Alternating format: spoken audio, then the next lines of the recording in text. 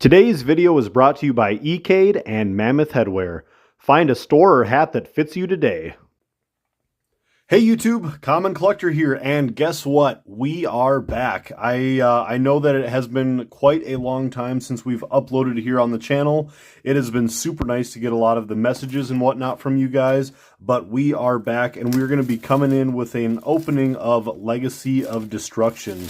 I know that I've missed quite a bit of the big sets that have come out, a lot of core sets, like we missed Age of Overlord, which was a huge one, and we also missed Phantom Nightmare, which came out not too long ago, but we are back here. But again, like I was saying, thank you guys so much for all of your messages that you guys have had since I've gone on a bit of my hiatus. For those of you guys who don't know, last summer, oh wow, this is my box is like barely cut.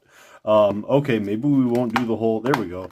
For those of you guys who don't know, last summer I got married, and since then it's just been sort of, you know, Yu-Gi-Oh! Hasn't been as big of a priority, but definitely as of late, it's been coming back a lot more. So I wanted to get back into uploading, get back into the whole YouTubing thing. I think we're not going to be quite as regular as we used to be, where I was like uploading, you know, 2 videos a week or 3 videos a week, and Patreon and whatnot. I'll have to decide what we're doing with the Patreon later. But for now it's on pause. I'm just not taking in any income from Patreon. It's been like that since probably like September, October. But anyways, we're here for Legacy of Destruction. The new set just came out. I had a great weekend of the premiere event at my locals, and I've been waiting like a couple nights to get you guys this early opening. So I pulled myself a quarter century rare at the opening. I got the Centurion card, so we'll see if we get any more luck. We ended up getting 3 different quarter century rares that night. So we got my buddy pulled the Diabolese, so he's actually having me sell this for him online. I pulled the Centurion card, and somebody else pulled another one. Oh, it was the one with the Magicians of Bonds or whatever on it. So we'll see if we just got cracked boxes, or if you know, we pulled the 3 really good quarter century rares out of our case already. So we'll see what goes on. We're in our first pack, and we've got the Mementolean Twin Dragon. And getting on, wow, right away we're going into the Sangenpai Transcendent Dragon. I'm actually really excited to build the Sangen, or if you want to just call them the Tenpai Dragon deck. I did go through my collection, and I was actually I've been doing a lot of Edison deck building as of late, and I actually found myself a Trident Dragion, which is really cool that I actually just had one sitting in my collection. So that saved me about 80 bucks just having one of those in my collection. So really, really nice. But yeah, let's keep moving here. We've got In Papa's Footsteps. We've got Simultaneous Equation Cannons, Lightsworn Aegis, and more Marshmallow. So this is a really cool card. I like the fact that they're giving a lot of retrains in this set as well. You guys kind of know, big fan of the Yu-Gi-Oh! Anime and whatnot. So Marshmallow wearing his marshmallow glasses, and this card works with the Shining Sarcophagus cards, which is a reference back to Yugi's first, or his last duel against the Pharaoh, which is really, really cool. So very excited for this set, just sort of for those kind of cards. We've got a Tantrum Toddler here, a Cooling Embers, which is really cool because this is but I can't think of the card's name right now, but this is like the burnt, charred version of it. Oh boy, one of the plants. Oh my. Anyways, we've got a Sinful Spoils Slumber. We've got Extinguishing the Ashen, and we have Spearhead of the Ashen City. I still have not really put together Ashen yet as a deck, but definitely looking into it. And Goblin Biker is also a really cool deck.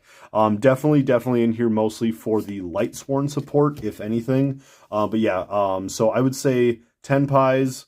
Ashen cards are okay, but the main thing is the getting those Lightsworn cards, so we can sort of try out some new things, maybe with Tearlaments, or just try them on their own. Like I said, I've been doing a lot of Edison decks, and Lightsworn is definitely like my 2nd or 3rd favorite Edison deck to play. Here we have the Moonfang Dragon. I'm not going to try to say that part of his name. We've got Sinful Spoil Struggle, Ancient Gear Advance, a Jungle Dweller, and getting to a Rekindling the Ashen. Very good. So keeping on with the Ashen support.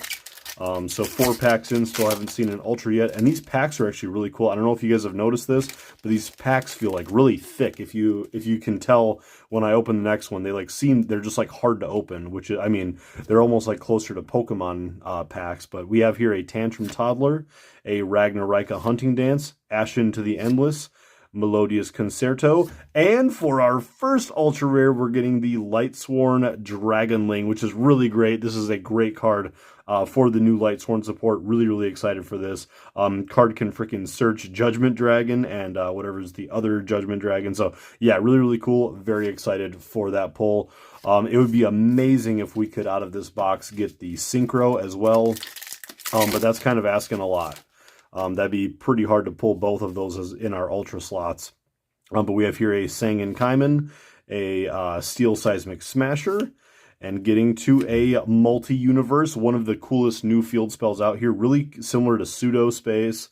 But this card, activate only if you do not control a face-up card in your field spell zone. You can target a field spell that is banished or in either graveyard, destroy that card, or destroy this card, and if you do, place that targeted card face-up in your field spell zone, which this card is actually really smart and makes me think of how smart they were when they made like all of the Primitive Planet and whatever, like Pearl or Rhino for tier limits and whatnot.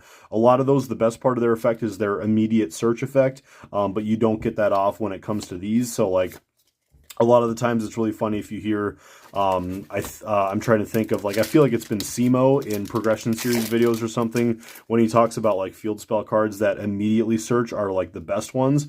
But when it comes to multi-universe, this actually makes like the field spells that don't do that a lot better, because they don't have that immediate upon activation effect. It's just like when this card is, you know, used. So it's just really, really interesting that this kind of gives a little bit of credence to those cards that just need to be face up on the field. It's not when they're activated, they're really, really good. Moving on though, let's get into another Twin Dragon, a Tantrum Toddler, and whoa, another Rekindling of the Ashen. Nice, we got a double super rare. That's kind of cool. So we got 2 of the same supers, 7 packs deep. That's pretty crazy. We've got In Papa's Footsteps again, getting on into a Sinful Spoil Struggle, and a Ragnarika, the Evil Seed, is going to be our next secret rare. I've actually been a little bit interested as well in working on the plant deck. I used to play like Rika back in the day. I played Rika Sun Avalon for a while, so it might be time to try to see if I can get back into that deck. It's just that the deck has changed so much from back when it was like Rika Sun Avalon. Now there's just so much more to the deck. Getting to our next secret, super rare, we have a Pyrite Knight. Hopefully you guys missed me. Hopefully you guys hopefully you guys missed my rambling when I start just talking about random crap. But I really do just sort of like the in-depth discussions in these videos on the boxes with the cards that are in them and potential decks to build. Here we have a Sangpai Bident Dragon. I don't know why I almost said Bidet Dragon right there. Dragion, I should say. We have an Ashen Endless, Extinguishing the Ashen, and a Way Where There's a Will. So this is a bunch of the UA cards, I believe, on here. So that's actually really cool that they're getting a little bit of showmanship there. We should have one more Ultra. So we got an Ultra and a Super here in our last 2 packs on our right side. So let's keep on scooching along here. And for our next Ultra is going to be another throwback to Yugi and his final duel against the Pharaoh. We've got Gadget Trio. So that's really, really cool. Really been liking kind of what Konami's been doing. Like they were like, hey, you remember Horus? Like how that was like an okay kind of like deck back in like the GOAT format days and stuff. Like, okay, cool. Well, you want to play Horus? Well, here's a new version of Horus. Let's get on to our last super here. We've got a Blessing of the Voiceless Voice.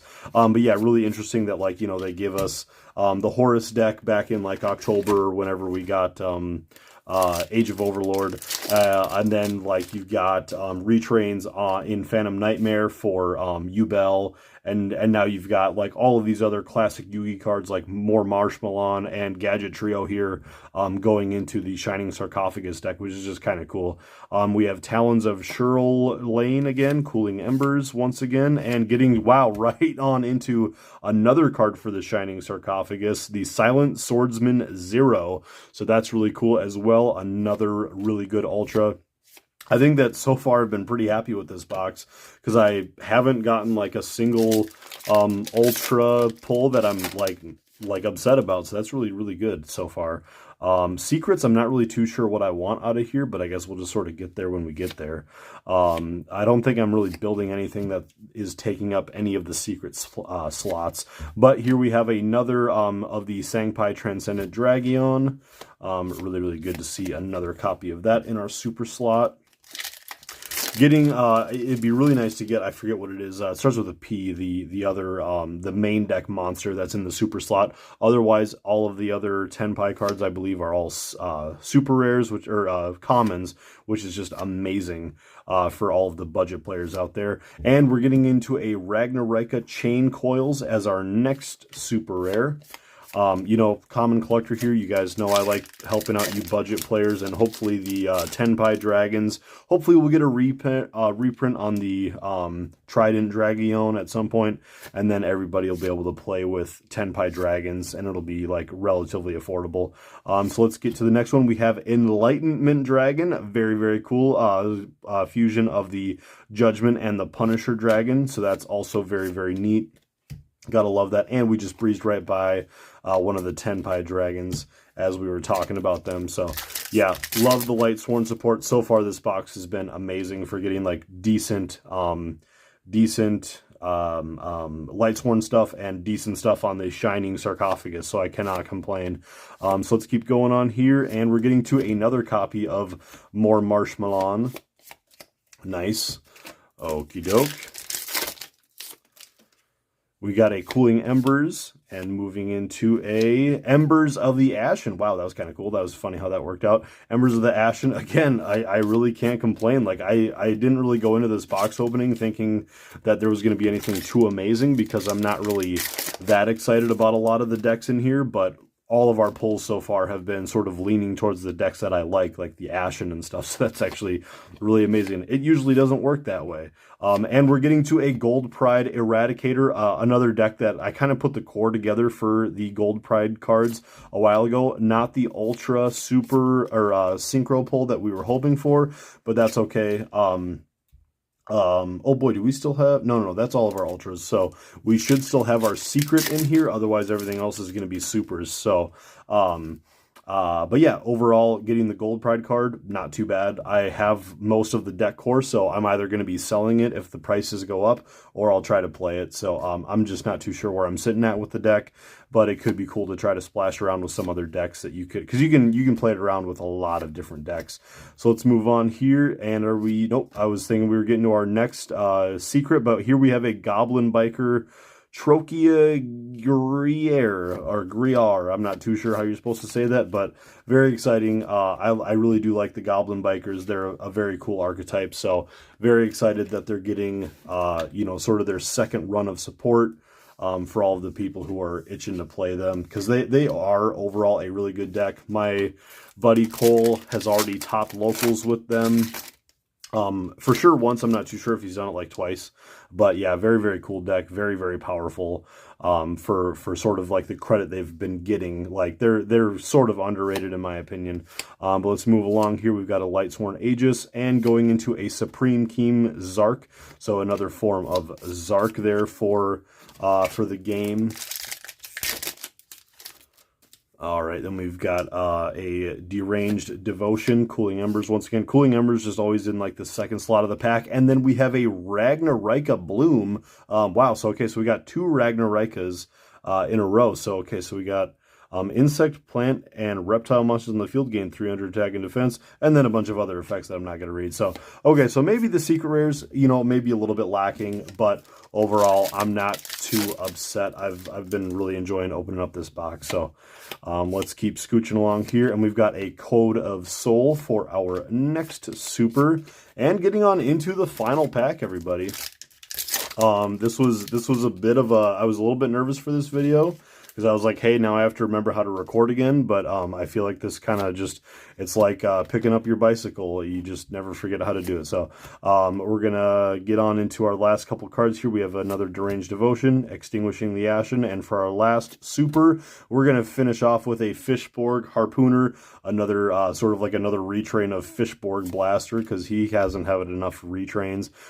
We got a Valmonica Invitar, a Sinful Spoils Subdual, Ragnarika, Samurai Beetle, and a Blink Out as our last common. So, guys, that's going to do it for the opening. But again, just sort of a couple like last minute announcements. Just want to say again, thank you guys again sort of for being patient with me while I was sort of taking a break. I definitely didn't want to give up on YouTubing, so kind of had the urge to get back into it this week, so I thought that this was going to be a really great time to do this. So again, my release schedule might be a little bit wonky here and there. You know, I might do like 2 videos one week, and then I might not do one for a week or two, and then I'll just be back in it whenever I've got content available. I'm just not going to kind of push myself like I did last time to make sure I get all the videos out all the time, you know, just going to make sure that I'm patient with everything. So, but thank you guys again so much for the support. Like I said, I've been getting a lot of messages here and there like, hey, are you going to be uploading again? You got any advice for a deck or whatnot? Or what do you think of this new set? So, all the messages have been really encouraging, very nice, very touching. So thank you guys again so much. You guys kind of kept me, thinking about getting back into YouTubing, and here we are. So we'll sort of see where we go from here. Thanks again for watching the video. If you guys are new to the channel and you guys enjoyed the content, please make sure to subscribe. And like I said, we'll get back to how we're going to run the Patreon from here, but that'll be a problem for in the future. So thank you guys again so much for the support. Like the video, and we will catch you guys for the next opening. Peace.